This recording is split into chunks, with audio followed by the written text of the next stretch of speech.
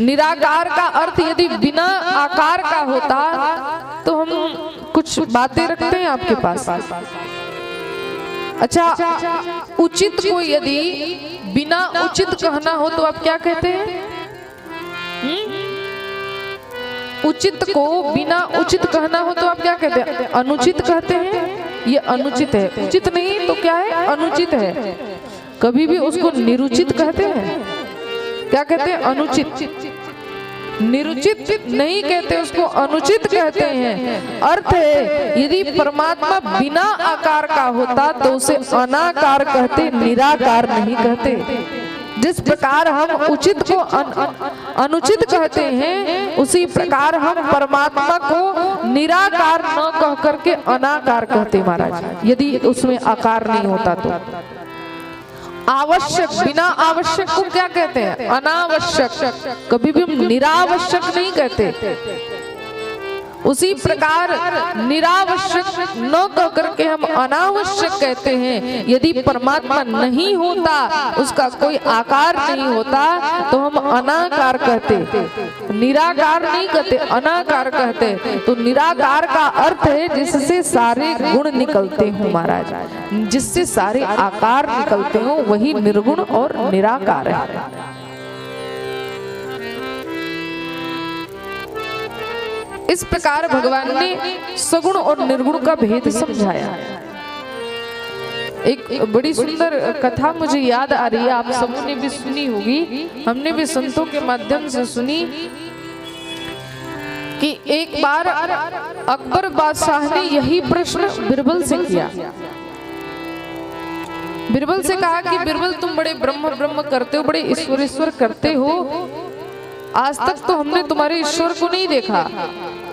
ये बताओ, यदि तुम्हारा ईश्वर इस संसार में है तो तुम्हारा ईश्वर रहता कहाँ है, दिखता कैसा है और करता क्या है? ये 3 प्रश्न किए। और कई सारे ऐसे लोगों के मन में यह भ्रम होता होगा कि भगवान आखिर है तो दिखता क्यों नहीं। कई ऐसे नास्तिक हैं जो अपना तर्क रखते हैं महाराज, उनके लिए यह सुंदर प्रश्न का उत्तर मिलने जा रहा है। अकबर ने 3 प्रश्न किए बिरबल से। यदि तुम्हारा ईश्वर है तो वह रहता कहाँ है, दिखता कैसा है और करता क्या है? बिरबल परेशान हो गए, भगवान तो है, ईश्वर तो है, लेकिन इसको कैसे समझाया जाए?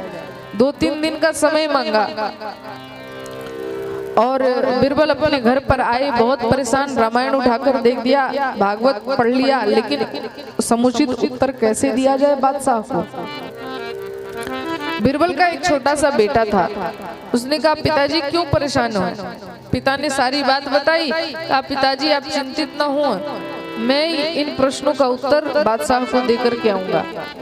बिरबल का बेटा दरबार में गया, वहां बादशाह अकबर सिंहासन पर बैठे थे, सभा लगी हुई थी। बिरबल का बेटा जाकर खड़ा हो गया, परिचय दिया, कहा, मैं महाराज मैं आपके प्रश्नों का उत्तर देने आया हूँ।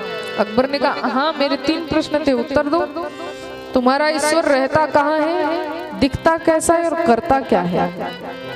बिरबल के बेटे ने कहा, महाराज शायद आपकी परंपरा तो न हो, लेकिन मेरे सनातन धर्म की यह सुंदर परंपरा है, जब कोई आगंतुक आता है तो उसको बैठने के लिए पहले स्थान दिया जाता है।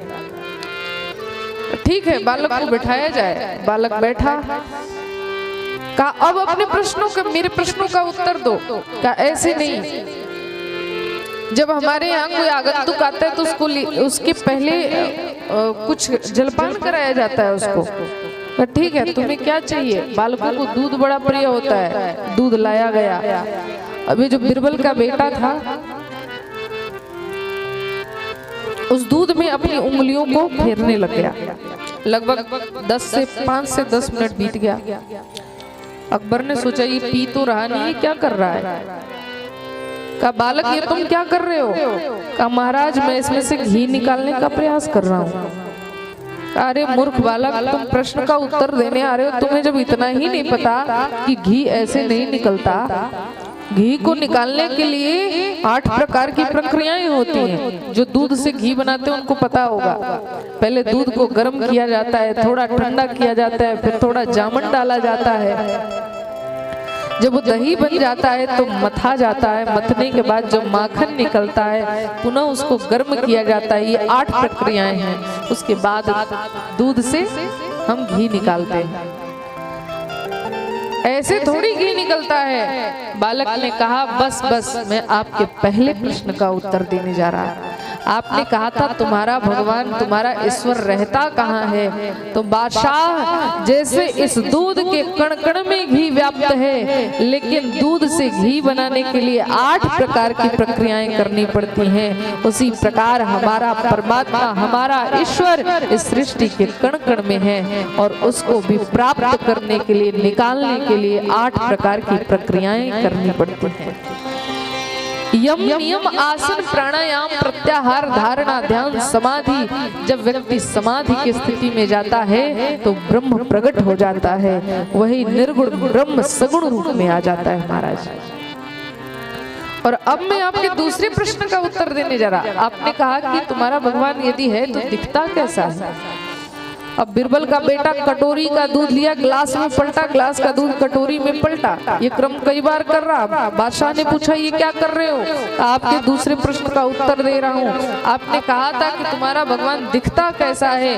तो जैसे कटोरी का दूध गिलास में जाता है तो गिलास का आकार ले लेता है, और गिलास से कटोरी में जाता है तो कटोरी के आकार का हो जाता है। उसी प्रकार हमारा परमात्मा सृष्टि के कण कण में है, लेकिन भक्त की जैसी भावना होती है वो उसी प्रकार से प्रकट हो जाता है महाराज। कभी कृष्ण बनकर आता है, कभी राम बनकर के आता है, और महाराज कभी कभी तो नृसिंह भी बन जाता है। हमारे परमात्मा ऐसे हैं। और अब मैं आपके तीसरे प्रश्न का उत्तर देने जा रहा हूँ। आपने कहा था तुम्हारा ईश्वर करता क्या है?